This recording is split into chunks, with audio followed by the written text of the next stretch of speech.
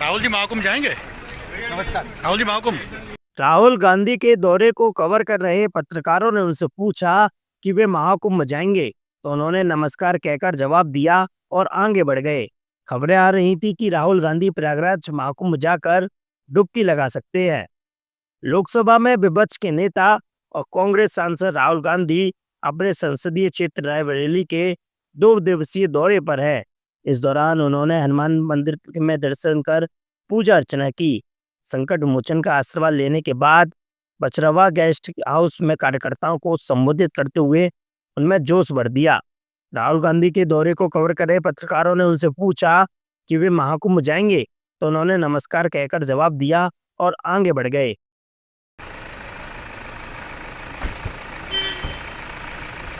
राहुल जी महाकुंभ जाएंगे। नमस्कार। राहुल जी महाकुंभ।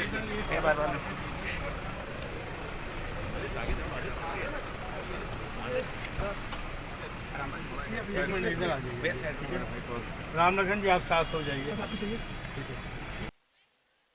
देश बिक रहा है। एयरपोर्ट्स, पोर्ट्स, इंफ्रास्ट्रक्चर, कोल, रेलवे, सारा का सारा बिक रहा है। कांग्रेस पार्टी लड़ रही है। मैं लोकसभा में लड़ रहा हूं, सड़कों पे लड़ रहा हूं, कांग्रेस पार्टी लड़ रही है, मगर मीडिया वाले हमारी मदद नहीं कर रहे हैं। कोई प्रॉब्लम नहीं है, हम लड़के जीत के दिखाएंगे आपको। देखिए, 2-3 चीजें आपसे मैं कहना चाहता हूं। 2-3 चीजें मैं आपसे कहना चाहता हूं। कन्याकुमारी से कश्मीर तक कांग्रेस पार्टी के लाखों लोग चले। यात्रा में हमने एक नारा दिया, नफरत के बाजार में मोहब्बत की दुकान खोलनी है।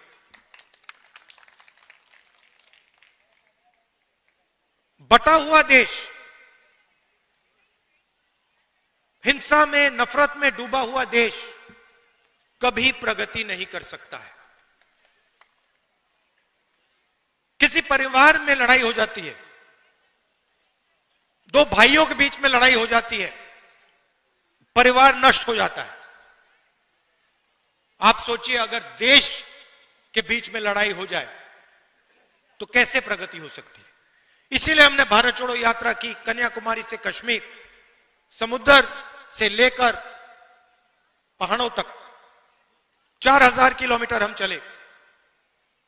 और देश में हमने, कांग्रेस पार्टी ने, हम सब ने मिलकर मैसेज दिया कि यह देश भाईचारे का देश है, मोहब्बत का देश है, नफरत का देश कभी नहीं हो सकता। तो पहली बात आपको मैं ये कहना चाहता हूं, ये बीजेपी के लोग और खास तौर से जो हमारे यहां युवा हैं, मैंने देखा एनसीसी के यहां लड़के लड़कियां हैं, जब भी कोई हिंदुस्तान को बांटने का काम करता है, एक धर्म को दूसरे धर्म से लड़ाता है, एक भाषा को दूसरी भाषा से लड़ाता है, एक जात को दूसरी जात से लड़ाता है, आपको रोकना पड़ेगा।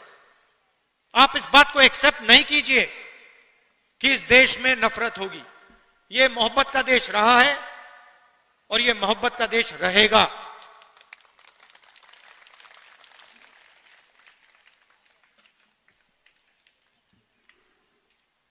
दूसरी बात, देश के सामने 2 सबसे बड़े मुद्दे हैं। सबसे बड़ा मुद्दा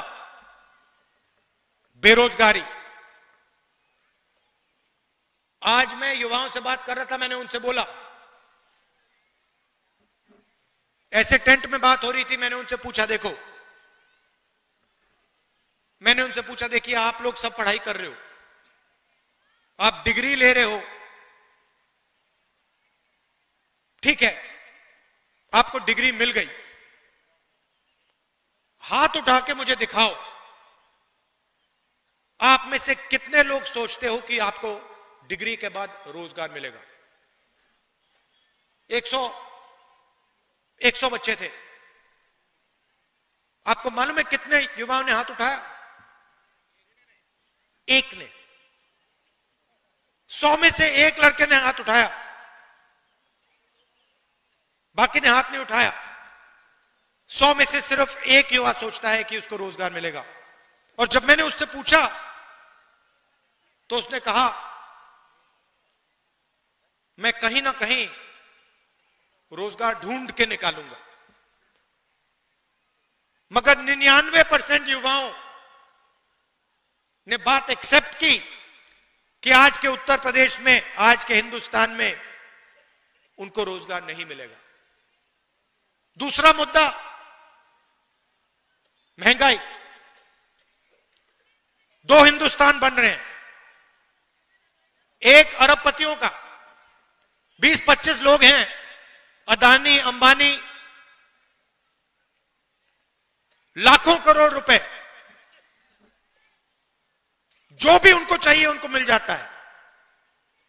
कोरोना के समय 1 लाख करोड़ रुपए का बैंक लोन माफ हुआ उनका। 16 लाख करोड़ रुपए उनके बैंक लोन माफ हुए हैं। और दूसरा हिंदुस्तान, आपका हिंदुस्तान, हमारा हिंदुस्तान, मेहनत का हिंदुस्तान, मजदूरों का, किसानों का, बेरोजगार युवाओं का हिंदुस्तान। हमें ये 2 हिंदुस्तान नहीं चाहिए, एक हिंदुस्तान होना चाहिए। अगर वो सपना देख सकते हैं तो आपको भी सपना देखना चाहिए। ये नहीं कि अंबानी का बेटा, अदानी का बेटा जो भी सपना देखना चाहता है देखता है, और किसान का बेटा प्राइवेट यूनिवर्सिटी में मेहनत करने के बाद, लाखों रुपए देने के बाद रोजगार नहीं पा सकता। ऐसा हिंदुस्तान हमें नहीं चाहिए।